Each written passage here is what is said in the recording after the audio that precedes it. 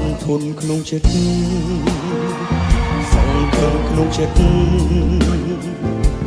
ជាកូនប្រុសត្រូវគិតពីអនាគតម៉ែប្រាប់ឲ្យកូនខំរៀនជាឆ្ងាយពីអ្នកលេ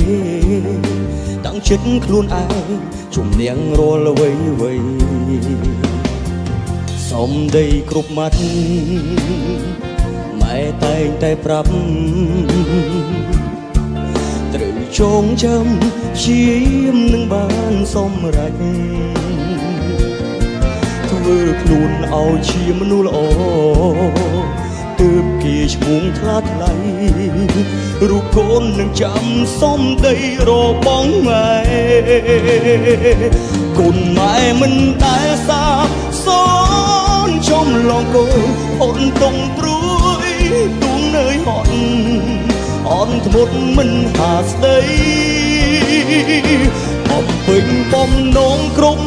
យ៉ាងឲ្យតែកូនចង់បានអ្វីព្រោះម្ដាយថ្លៃចង់ឲ្យកូនខំរៀនហើយរវៃថ្ងៃនេះថ្ងៃដែលឈឺចាំកូនខានស្ដាប់ដំបូលមានម៉ែទៀតហើយកូនយំអោបរូបអ្នកម្ដាយបេះដូងកូនស្ទើរប្រេងពេលលីងថ្ងៃនេះប្រត់ម៉ែរៀងរហូតហើ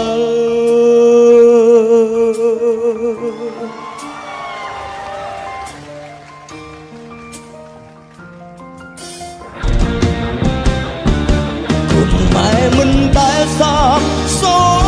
នចំឡងកូនហត់តុងព្រួយទូងនៅហត់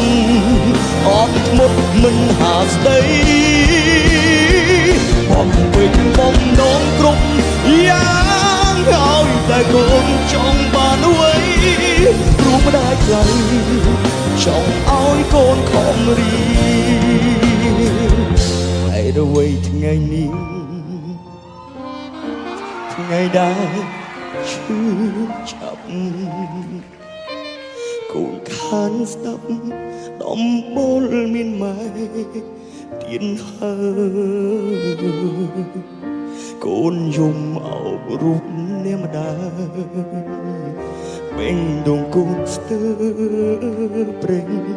ពេលនេះថ្ងៃនេះប្រត់ម៉ែរៀងរហូតហើយពេលនេះថ្ងៃនេះ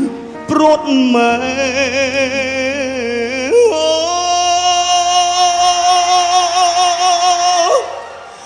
រៀងរហូតហើយ